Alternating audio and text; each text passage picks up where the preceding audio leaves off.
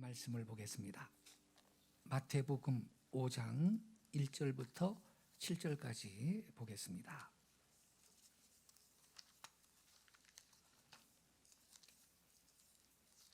마태복음 5장 1절부터 7절입니다.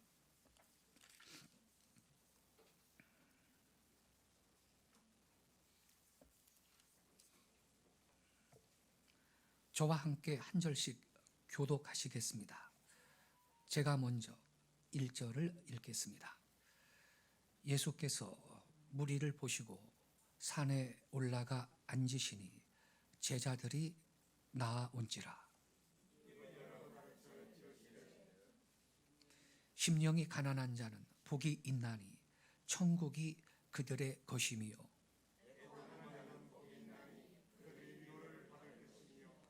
온유한 자는 복이 있나니 그들이 땅을 기업으로 받을 것이며,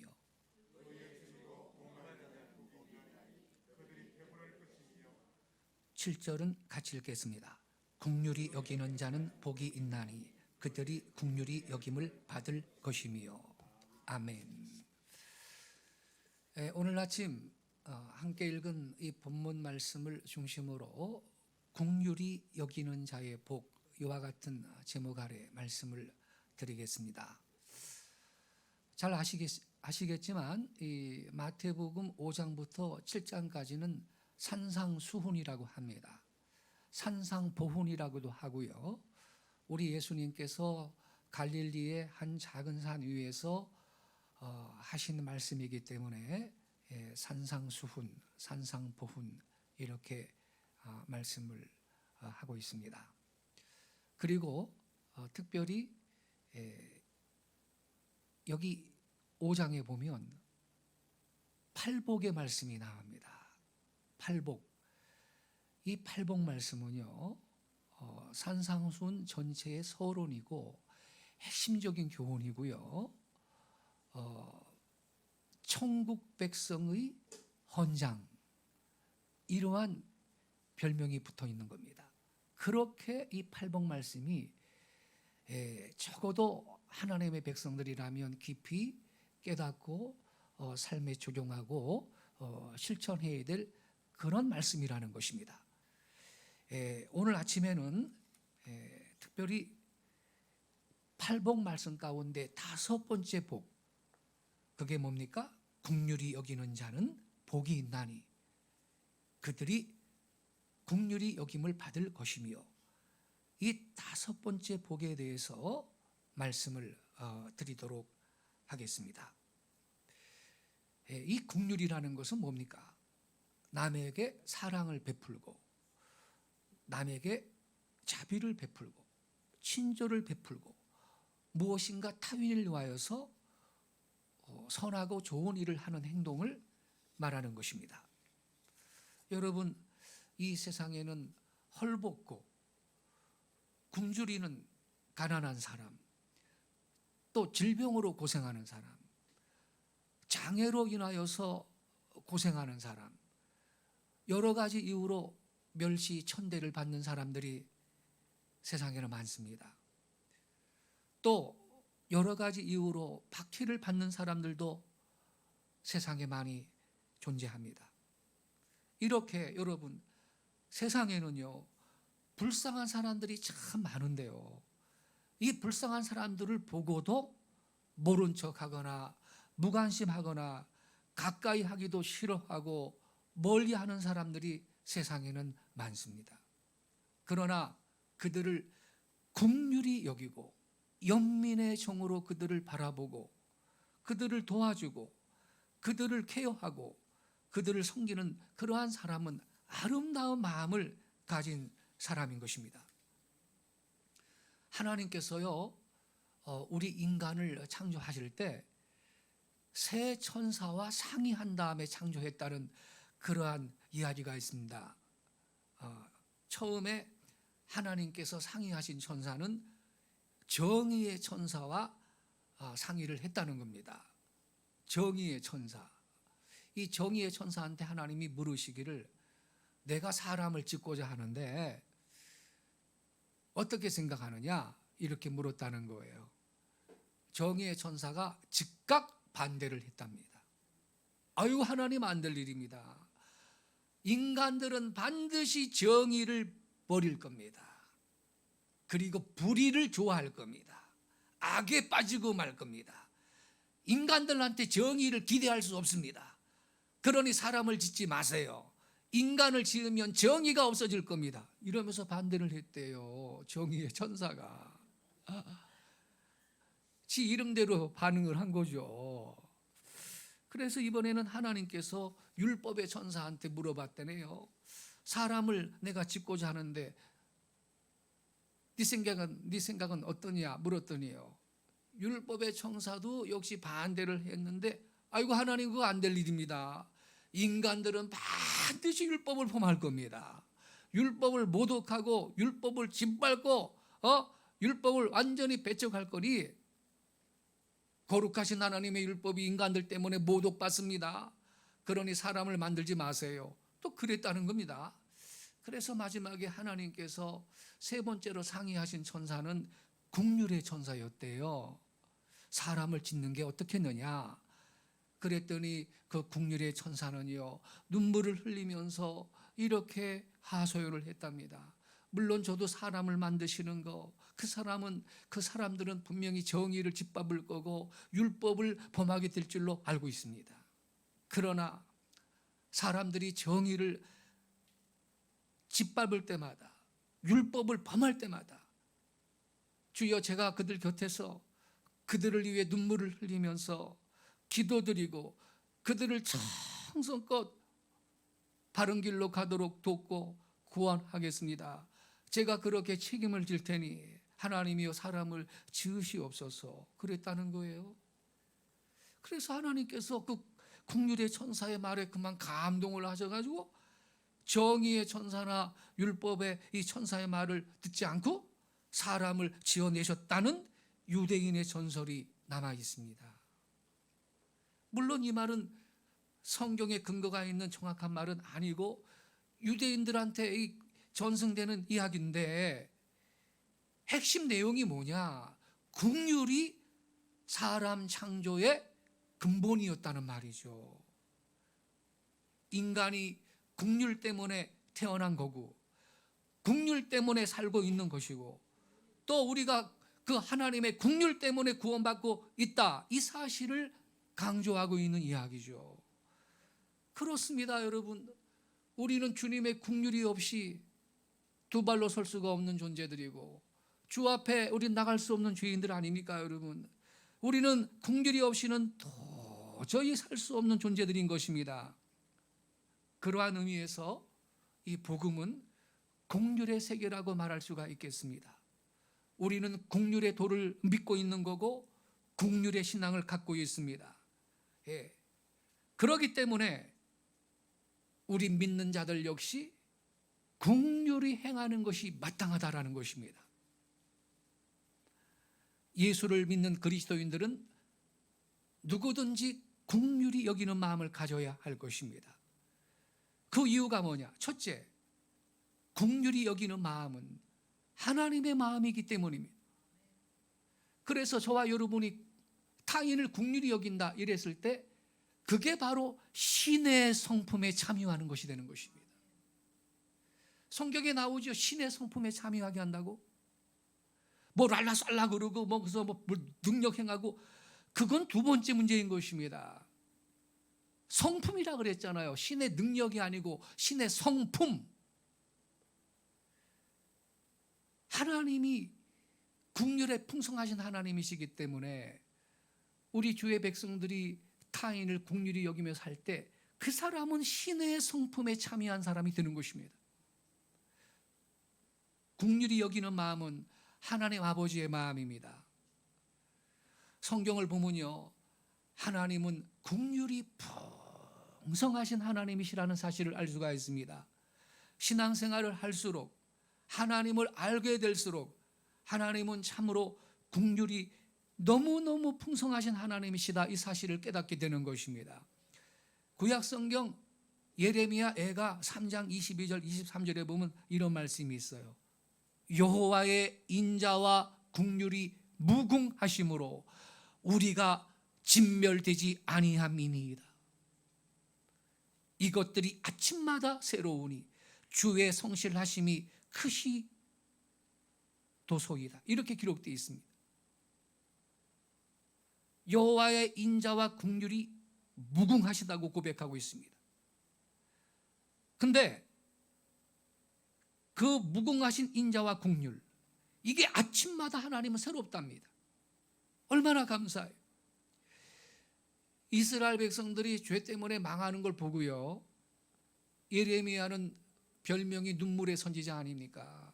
얼마나 울면서 기도했는지 몰라요. 근데 예레미야는 하나님은 이스라엘 백성들을 영영 버리시는 분이 아니고 자비하시고 긍휼히 여기시는 하나님, 일시적인 것이 아니고 자비하심이 무궁하신 그 하나님, 영원히 변함없이 긍휼히 여겨주시는 그 하나님이심을 고백하고 있는 것입니다. 그래서 우리는 진멸되지 않을 겁니다라고 믿음으로 고백하고 있는 것입니다. 야고보서 5장 11절에도 보면요, 보라, 인내하는 자를 우리가 복되다 하나니 너희가 욥의 인내를 들었고 주께서 주신 결말을 보았거니와 주는 가장 자비하시고 긍휼히 여기시는 이시니라. 이렇게 기록되어 있습니다. 하나님이 어떤 분이라고요? 가장 자비하시고 긍휼히 여기시는 분이시라는 겁니다. 그런 거로 우리는 하나님의 백성이므로 우리 또한 긍휼히 여기는 그러한 사람이 되어야 마땅하다라는 것입니다. 두 번째, 우리가 긍휼히 여기는 마음을 가져야 하는 이유는 하나님께서 긍휼을 원하시기 때문입니다. 마태복음 9장 12절 이하에 보면 이런 말씀이 있습니다. 우리 예수님께서 말씀하시기를 건강한 자에게는 의사가 쓸데없고 병든 자에게라야 쓸데있느니라. 너희는 가서 내가 긍휼을 원하고 그랬어요. 하나님은 우리한테 뭘 원해요? 긍휼을 원한대. 너희는 가서 내가 긍휼을 원하고 제사를 원하지 아니하노라 하신 뜻이 무엇인지 배워라. 나는 의인을 부르러 온 것이 아니요 죄인을 부르러 왔노라. 이렇게 말씀하셨습니다. 그래서 여러분, 하나님은요, 회개하고 돌아오는 자들은 과거가 어땠든 과거를 묻지 않습니다. 긍휼히 여겨주시고 구원해 주시는 하나님이신 걸 믿으시기 바랍니다. 죄가 아무리 많아도 상관없습니다. 그가 어떤 과거를 갖고 있다 하더라도 상관없습니다. 회개하고 돌아오기만 하면 하나님은 모른 척하지 아니하시고 버리지 아니하시고 긍휼히 여겨주시고 다 죄를 사해 주시고 깨끗하게 해주시고 구원해 주시는 것을 믿으시기 바랍니다.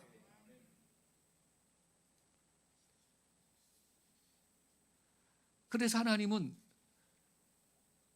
우리 모두가 이렇게 긍휼히 여기는 마음을 갖기를 원하십니다. 누가복음 10장 25절 이하에 보면요, 선한 사마리아인의 그 비유의 말씀이 나오죠. 예수님께서 말씀하셨어요. 한 사람이 이 여리고 길을 가는데 강도를 만나가지고 거반 죽게 됐어요. 소유 다 뺏기고 피투성이가 돼서 쓰러져 있는데 누가 지나갔나요? 맨 처음에 제사장님이 지나가셨네. 제사장님이. 어휴, 이거 사람 다 죽게 생겼네. 아유, 불쌍해라. 이거 불쌍해라. 아유, 내가 고쳐줘야 되겠다. 살려줘야 되겠다. 그랬어요, 그 제사장님이. 아유, 여기 있다가 나도 목숨이 위태위태하구나. 여기 강도가 있는 데구나. 그냥 가버렸잖아요, 제사장님이. 근데 두 번째로 레위인이 또 거기 지나가는데, 어휴, 이 사람 죽게 생겼네. 근데 그걸 보고도 피하여 지나갔다고 주님이 말씀하셨어요. 근데 어떤 사마리아 사람이 여행하는 중에 지나가다 거반 죽게 된 그 사람을, 강도 맞는 사람을 보고요, 어떻게 했어요? 기름과 포도주를 그 상처에 부어주고 상처를 싸매주고 자기 짐승에 태워서 주막으로 데려갔죠. 그리고 돌봐줬어요. 그리고 이튿날 그 주막 주인한테 데나리온 2를 내어주면서 이 사람 좀 돌봐주세요. 비용이 더 들면 내가 돌아올 때 갚아주리다. 그랬어요, 사마리아인이. 근데 예수님이 뭐라 그랬습니까? 네 생각에는 이 세 사람 중에 누가 강도 만난 자의 이웃이 되겠느냐? 이르되 자비를 베푼 자니이다. 예수님이 뭐라 그랬나요? 이르시되 가서 너도 이와 같이 하라. 할렐루야. 너도 이와 같이 하라. 이게 결론이에요. 너도 이와 같이 하라. 이 사마리아인은요, 긍휼을 베푼 사람이에요. 영민의 정으로 죽어가는 그 사람을 외면하지 않고 자기 생명도 빨리 내가 이거 피해야 되겠다, 강도 있는 데네, 이러지 않고요, 이 죽어가는 사람을 살려냈습니다.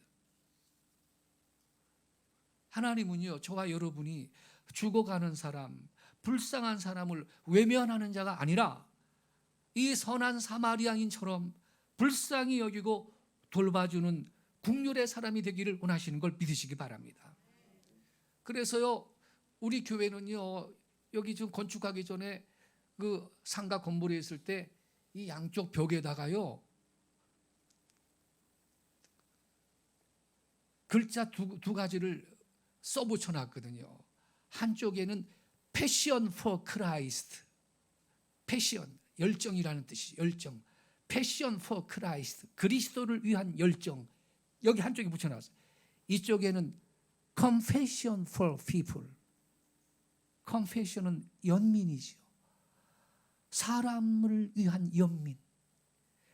한쪽에는 Passion for Christ, 그리스도를 위한 열정. 한쪽에는 Compassion for people, 사람들을 위한 연민. 이게 같이 가야 건강한 신앙인 걸 믿으시기 바랍니다. 주님을 향해서는 열정이 있어요. 맨날 주님을 향해서는 열정이 있고 부르짖고 기도하고 뭐 열심히 하는데 말이죠, 이웃에 죽어가는 사람들, 불쌍한 사람들이 있는데 말이죠, 눈길 한 번 안 주고 말이죠, 외면하고 있으면 그 신앙은 여러분 50점짜리 뿐이 안 되는 것입니다.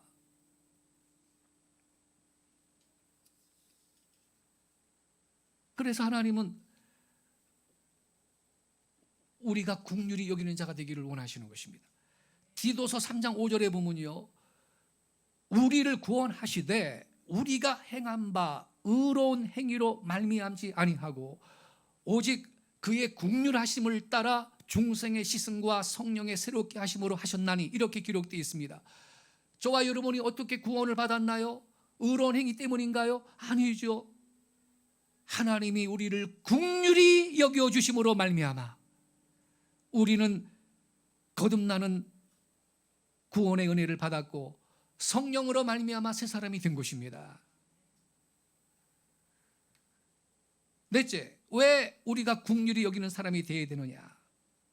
긍휼히 여기는 마음이 없는 사람은 멸망하게 되기 때문에 우리는 반드시 긍휼히 여기는 사람이 되어야 하는 것입니다. 이 진리를 예수님이 마태복음 18장 23절 이하의 비유의 말씀으로 교훈하셨거든요. 어떤 사람이요, 1만 달란트라는 어마어마한 빚을 졌습니다. 그래서 임금이 말이죠, 빚을 갚으라 그랬죠. 근데 갚을 게 없다고, 좀 용서해달라고 사정사정을 하는 겁니다. 그래서 그 인자하신 임금님이 빚을 탕감을 해줬대요. 탕감. 빚 갚을 날을 유예해 준 게 아니고 아주 탕감을 해줬다는 거예요. 얼마나 감사해요. 근데 이 사람이 집으로 돌아가는 길에 자기한테 말이에요, 100데나리온 빚진 사람을 만났잖아요. 1달란트는요 6,000데나리온입니다. 1달란트가 6,000데나리온. 근데 이 사람은 1만 달란트 빚을 탕감받은 거예요. 근데 자기한테 데나리온 빚진 사람 만났으니 그 뭐 푼돈에 불과한 정도 수준인데 자기는요 어마어마한 액수의 빚을 탕감받았는데 자기한테 비하면 얼마 되지 않은 액수의 빚을 빚진 사람을 거리에서 만났는데 멱살을 붙들고 야 너 왜 갚아 빨리 갚아 이놈아 빨리 갚어 맛이 갚으라고 강조를 하는 거예요. 강요를. 아유 사정이 안 좋아요. 좀 용서해 주세요. 좀 갚긴 하겠는데 좀 용서해 주세요. 안 돼, 안 돼. 그리고 용서하지를 않고 감옥에 집어넣어 버렸잖아요. 관가에 고발을 해가지고 그 소문이 임금님의 귀에 들어갔죠. 임금님이 분노했습니다. 아, 나쁜 놈이구나. 나는 세상에 1만 달란트를 탕감해 줬는데 야 어떻게 자기한테 그래 100데나리온 빚 줬다고 그 사람을 용서를 안 하고 감옥에 집어넣는단 말이냐. 그래가지고 그놈을 같이 감옥에 넣으라 그래가지고 감옥에 들어가 버리고 말았잖아요. 세상에. 여러분 국률이 없는 자한테는 국률이 없는 심판이 있다고 야고보 사도가 말했습니다.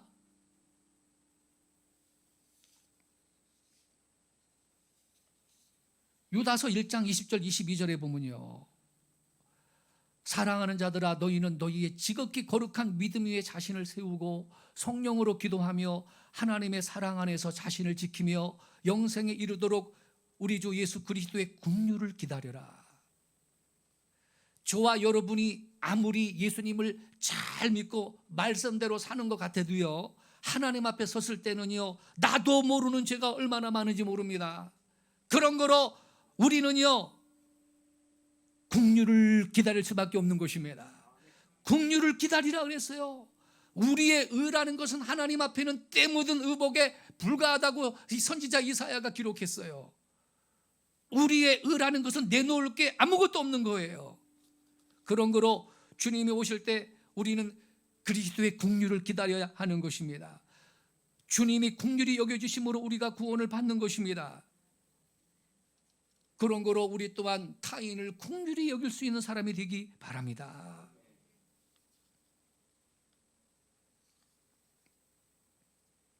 에베소서 2장 4절 5절에 보면 긍휼이 풍성하신 하나님이 우리를 사랑하신 그 큰 사랑을 인하여 허물로 죽은 우리를 그리스도와 함께 살리셨고 너희는 은혜로 구원을 받은 것이라 이렇게 기록했습니다. 허물로 죽을 수밖에 없는 우리가 긍휼이 풍성하신 하나님의 사랑 때문에 그 은혜로 구원을 받았다 써 있습니다. 전적으로 하나님의 은혜로 구원을 받은 거죠. 내가 의로워서 구원받은 게 아니거든요. 그런 거로 우리는 연약한 사람, 배우지 못한 사람, 세상을 어렵게 사는 사람, 고난당하는 사람을 긍휼히 여겨야 할 것입니다.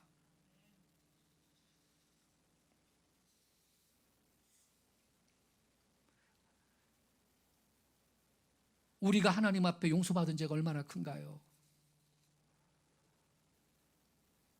예수님께서 마태복음 18장 35절에 이렇게 말씀하셨습니다. 너희가 각각 마음으로부터 형제를 용서하지 아니하면 나의 하늘 하나님께서도 너희에게 이와 같이 하시리라. 그게 비유의 말씀에 나오잖아요. 자기는 1만 달란트를 탕감받았는데 100데나리온 그거 빚진 사람을 용서를 안 하고 옥에 가둬버렸어요. 그러니까 임금이 분노한 거죠. 저놈도 감옥에 넣어라. 그래서 감옥에 들어갔어요. 여러분, 우리가 하나님 앞에 용서받은 죄가 얼마나 많고 큰데 우리가 용서하지 못할 사람이 어디 있겠어요? 우리가 하나님 앞에서 용서받았는데 하나님이 우리를 긍휼히 여겨주셨는데 하나님의 그 긍휼히 여겨주심으로 인하여 용서받은 우리가 다른 사람의 죄를 어떻게 용서를 못할 수가 있겠습니까? 그러므로 우리는 반드시 용서해야 할 것입니다. 그러면 저 나쁜 놈 멀쩡하게 살아있는데 화딱지가 나는데요. 염려하지 마세요. 하나님이 다룰 겁니다. 그 사람은. 네. 반드시 그 악인은 하나님이 다루실 겁니다.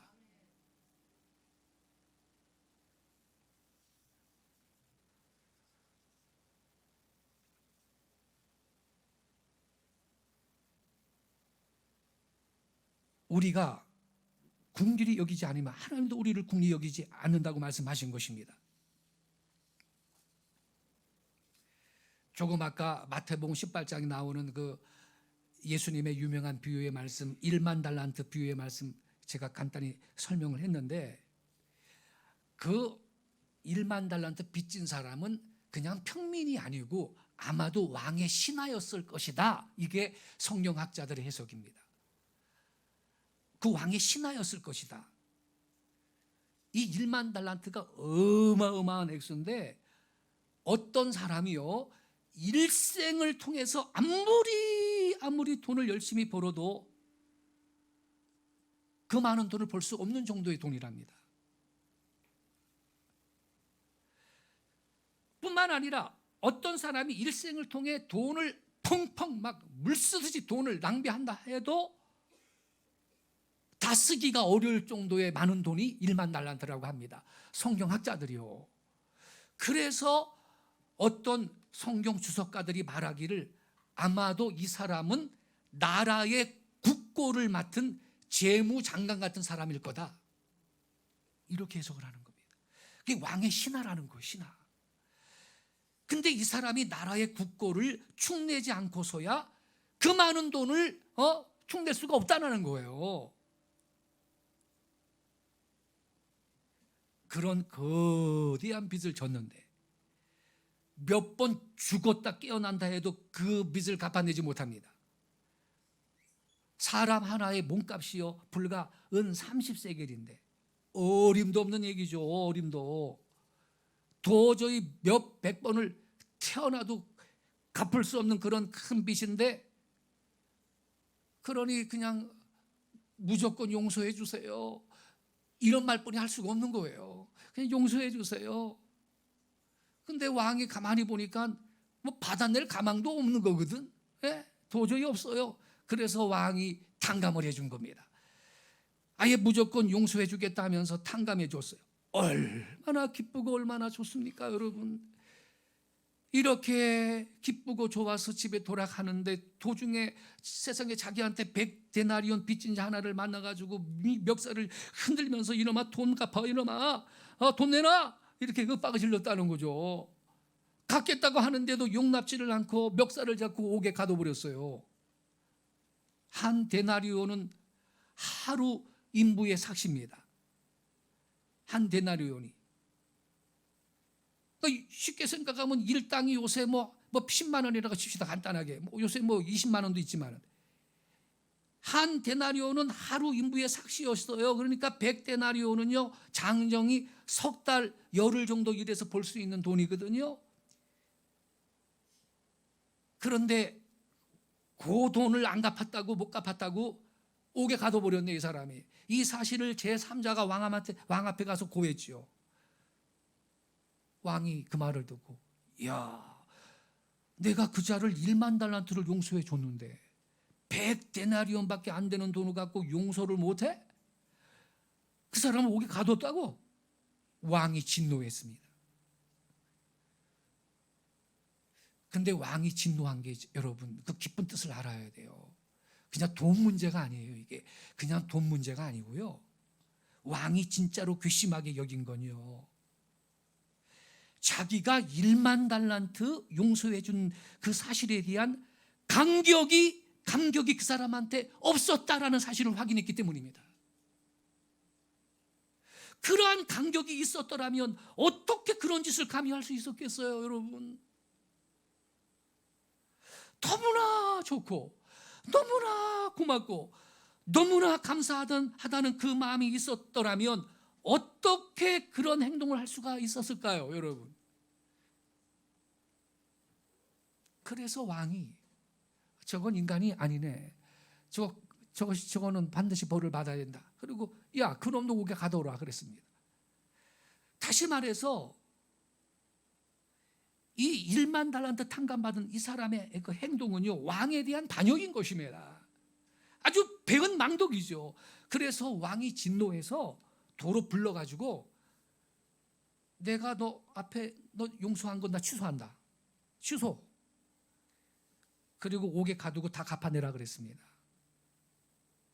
물론 이것은 실제 이야기가 아니고 예수님이 교훈을 위해서 비유로 하신 말씀이라 그랬죠. 이 비유의 말씀에 등장하는 왕은 하나님을 상징한 거거든요. 1만 달란트 빚진 사람은 누구예요? 바로 우리인 것입니다. 우리가 그렇게 큰 죄를 우리 하나님 앞에 용서받고 구원받은 것입니다. 할렐루야. 100데나리온은요, 우리 이웃들이 나한테 실수하고 잘못한 그러한 일들 아니겠습니까, 여러분? 1만 달란트는 몇백 번 죽었다 깨어나도 갚지 못할 그 돈이라 말씀했는데, 그걸 우리가 용서를 받았다면 우리는 이웃의 실수와 허물을 우리도 용서해 줘야 될 줄로 믿습니다. 긍휼히 여겨주고 용서해 줘야 할 사명과 책임이 우리한테 있는 것입니다.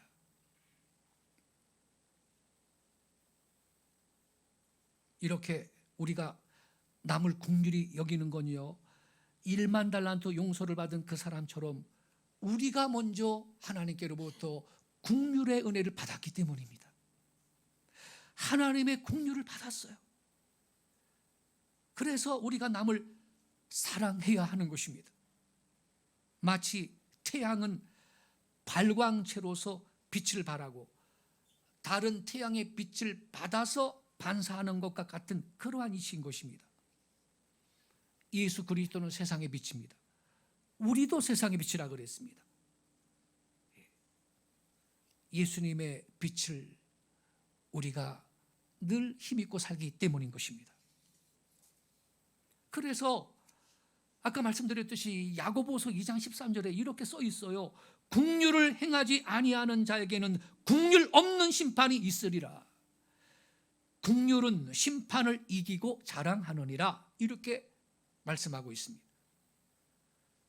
우리가 하나님 앞에 긍휼을 행할 때 우리 또한 긍휼을 받을 겁니다. 긍휼이 심판을 이기고 자랑한다 그랬습니다. 하나님의 긍휼이 모든 심판을 압도하고 남는다는 그 말씀인 것입니다. 긍휼히 여기는 자는 복이 있나니 저희가 긍휼히 여김을 받을 것이라 그랬습니다. 그래서 이 말씀을 긍휼의 순환 이렇게 표현합니다. 긍휼의 순환. 긍휼히 여기는 자는 복이 있나니 저희가 긍휼히 여김을 받는다. 이게 긍휼의 순환인데, 내가 남을 긍휼히 여기면 나도 긍휼히 여김을 받는다는 거죠. 먼저 우리는 긍휼을 받았습니다. 그래서 남한테 또 긍휼을 베풉니다. 근데 베푸니까 나도 또 받습니다. 받아서 주고 주니까 또 받게 되는, 여기에 긍휼의 순환이 있다라는 겁니다. 그래서 잠언 19장 17절에 보면요, 이런 말씀이 있어요. 가난한 자를 불쌍히 여김은 여호와께 꾸이는 것이다 그랬어요. 누구한테 꾸어주는 거라고요? 하나님께 꾸어주는 거래. 가난하고 어려운 자를 불쌍히 여겨서 내가 구제를 했어요. 예컨대 내가 돈 10,000원을 구제해 주었으면요, 그거요 여러분, 내가 하나님한테 돈 10,000원 빌려준 겁니다. 할렐루야. 하나님께서 내 돈 꾸어 가신 거예요. 예? 꾸어 갔다는 것은요, 언젠가는 그 돈을 받는다라는 이 말이 아니겠습니까 여러분? 그러니까 여기 아직 인생 살 날이 창창한 우리 준식이 형제 같은 청년 여러분, 지금부터 열심히 베풀고 심으세요. 하나님이 생애 동안 넘치도록 이자를 갖다 100배 만배로 갚아주실 걸 믿으시기 바랍니다. 이게 부자 되는 비결이에요. 뭐 악착같이 벌고 벌어가지고 내가 모은다고 부자만 꼭 되는 게 아니에요.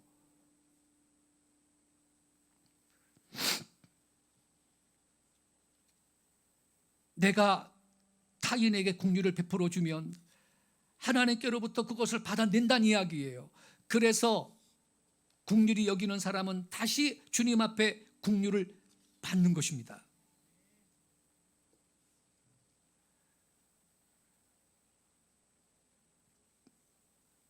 긍휼히 여기는 자는 복이 있다.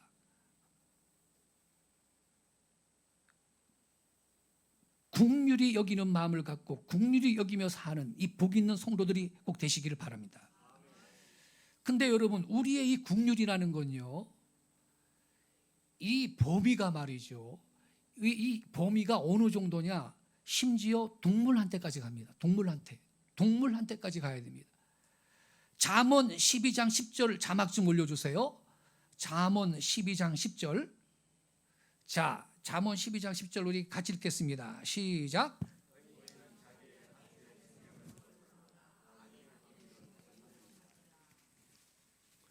의인은 자기의 가축의 생명을 돌보나 그랬어요.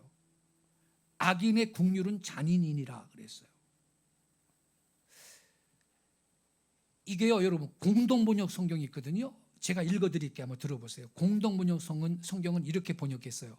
마음이 바른 사람은 가축의 생명도 돌보지만 악한 사람의 뱃속은 잔인하다. 이렇게 써 있어요. 악한 사람의 뱃속은 잔인하다. 새번역 성경은 이렇게 번역했어요. 의인은 짐승의 가축이니까 집짐승이라고 번역했네. 의인은 집짐승의 생명도 돌봐주지만 악인은 자비를 베푼다 하여도 잔인하다. 이렇게 번역했어요. 현대인의 성경은요, 의로운 사람은 자기 가축을 잘 돌봐주지만 악인은 그 짐승에게까지도 잔인하다. 그러니까 하나님은 우리가 긍휼히 여기는 자가 되기를 원하시는데 이 범위가 동물까지, 가축까지 이게 지금 해당해야 한다는 거예요. 성경에 보면요, 하나님은 이 잔인함 또는 폭력에 대해서 많은 경고를 하십니다. 그런데 이 경고는 유독 사람에 대한 것만이 아니라는 거예요. 동물에 대해서도 마찬가지라는 것입니다. 사람뿐만 아니라 동물한테도 측은지심을 가지고 대하는 것이 하나님의 뜻입니다. 여기 잠언이 말하는 의인이란 누구냐? 사람뿐만이 아니라 집에서 기르는 짐승까지도 돌봄을 베풀 줄 아는 사람이라고 말하고 있습니다. 이 땅의 모든 생명을 아끼고 존중하고 소중히 돌보는 사람, 그가 바로 성경이 말하는 의인이라는 것입니다. 늘 생명을 중심에 두고 사고하고 행동하는 사람, 모든 죽어가는 것들을 사랑하는 사람.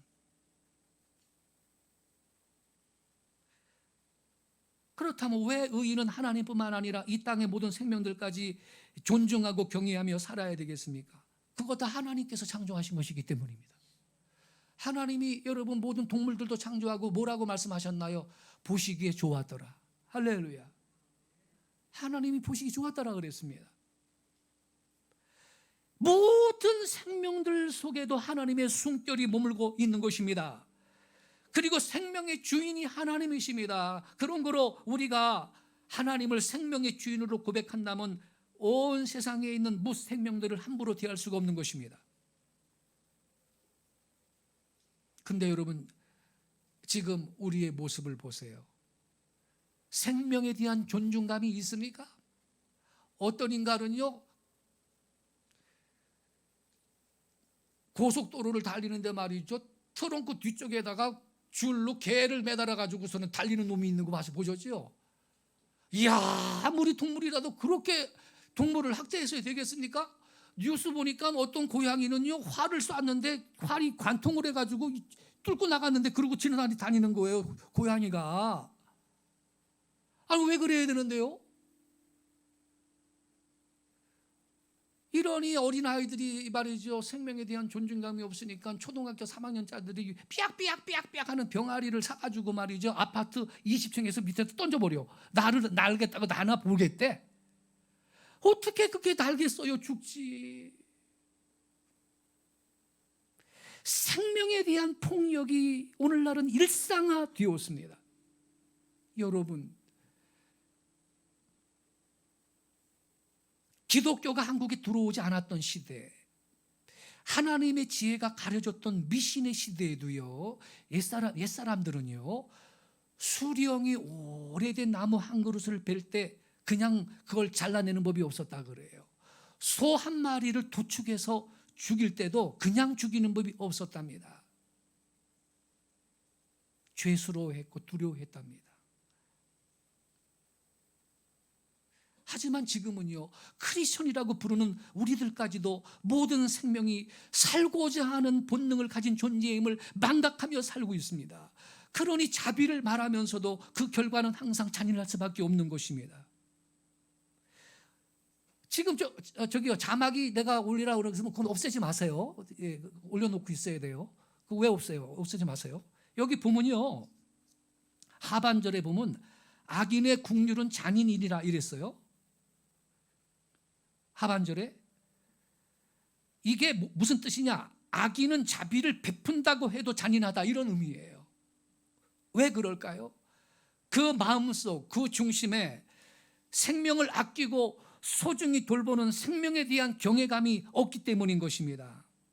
그러니 짐승의 생명 하나라도 돌봐줄 수 있는 그런 마음이 없는 거죠.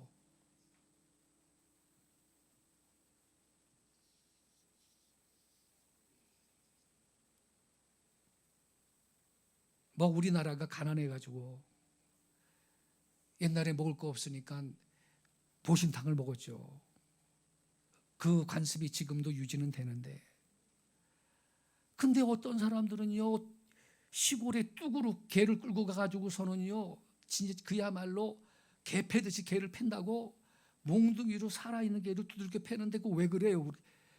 아, 이게 피가 적당하게 스며들어야 개 고기 맛이 좋다네. 그러고 두들겨 패는 거야, 개를. 그리고 그걸 개고기를 먹으니 개가 그 아파가지고서는 비명을 지를 때 그 독이 다 나올 텐데 그거 먹으면 지 몸이 건강해질 것 같습니까, 여러분? 잔인한 거예요, 잔인.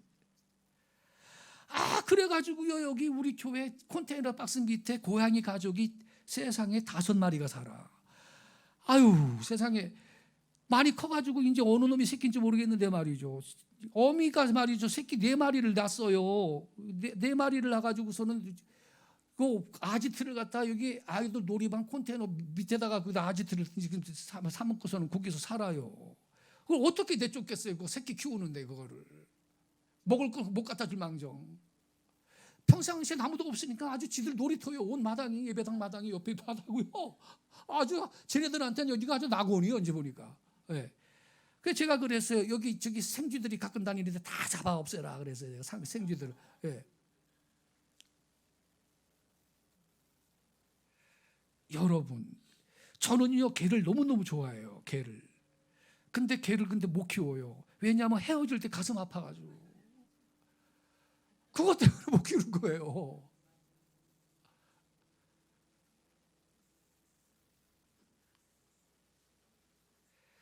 성경은요, 짐승의 생명 하나라도 돌봐줄 수 있는 그 사람이 의인이라고 말하고 있습니다. 그래야 생명의 주인이 되시는 하나님, 그 하나님을 경외하는 자리로 다시 우리가 돌아갈 수가 있는 것입니다.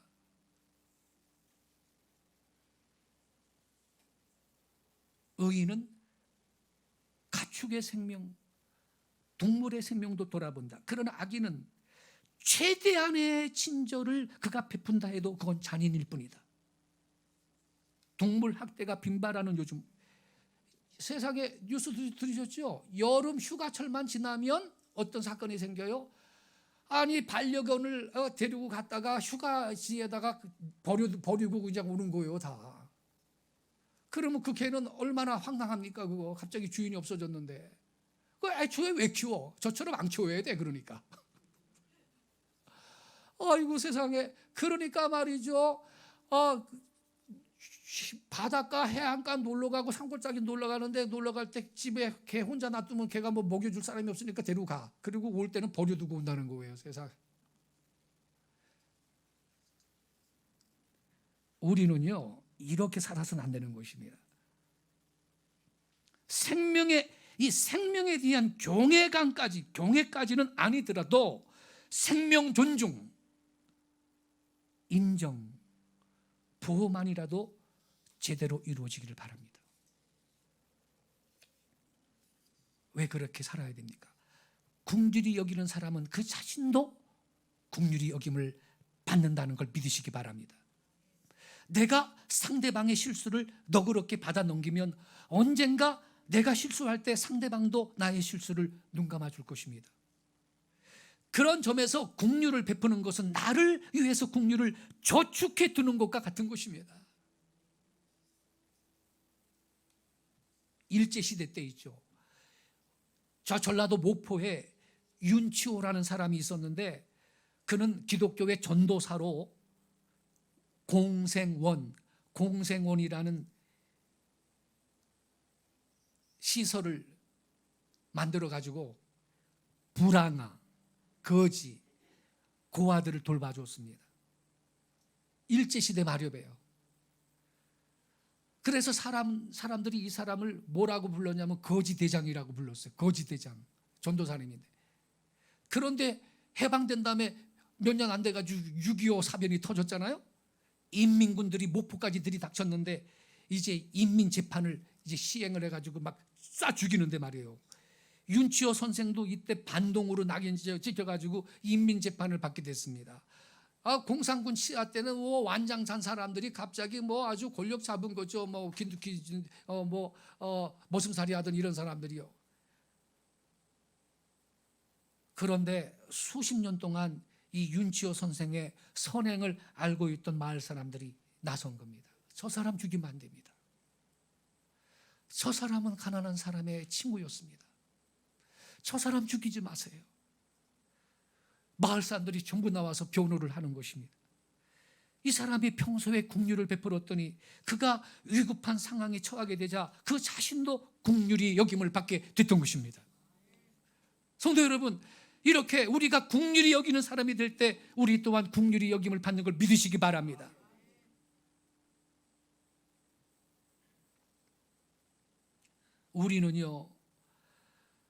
우리는 지금 이 시대에 경제 위주의 시대에 살아가고 있어요.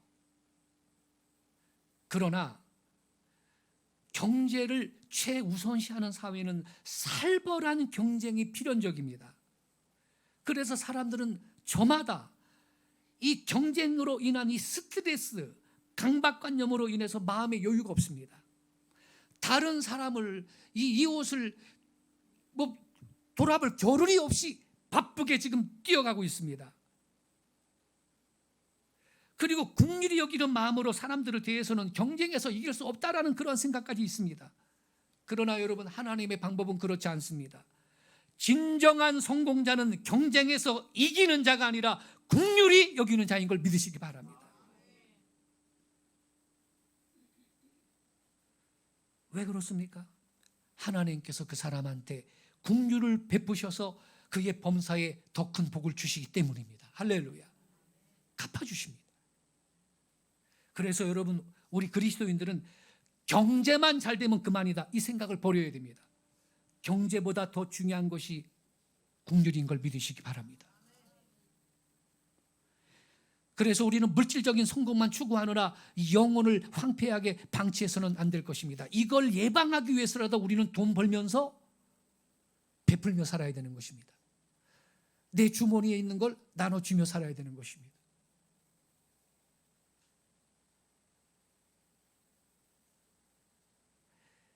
(18) 살 되면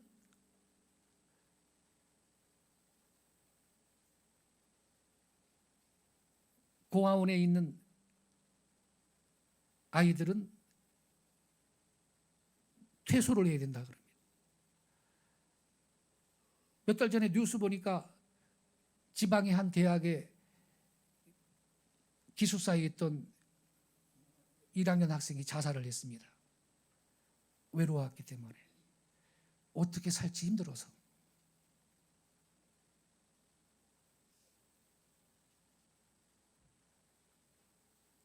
우리의 이 이웃을 좀 돌아볼 수 있어야 됩니다. 우리 주변에 어떤 연약한 사람이 있는지를 내가 열심히 물질을 획득하는 만큼 어디다 이거를 흘려 보내야 될 건가를 우리는 계획을 세워야 되는 것입니다.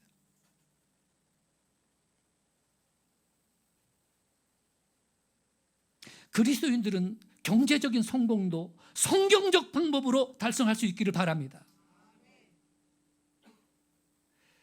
생존 경쟁의 방법이 아니라 상대방을 배려하는 마음, 긍휼히 여기는 마음, 자비의 마음으로 경제 활동을 해야 하는 것입니다.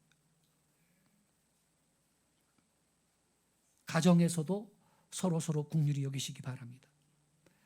그리할 때 가족 간의 의견차를 초월해서 화목한 가정을 이루게 될 줄로 믿습니다.